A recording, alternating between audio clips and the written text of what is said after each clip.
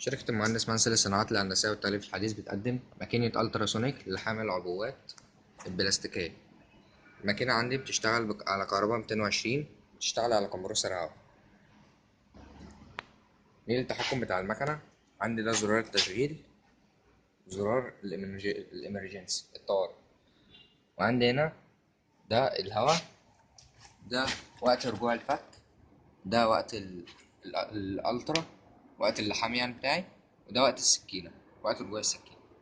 وعندي هنا الزرار ده بيتحكم في السكينة رجوعها كده، رجعتها ونزلتها، وده بيتحكم في الفك، ده زرار الباور اون اوف بتاعي.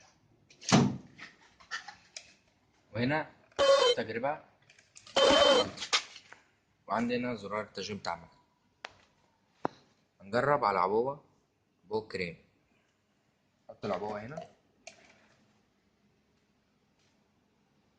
ونشغل المكنة.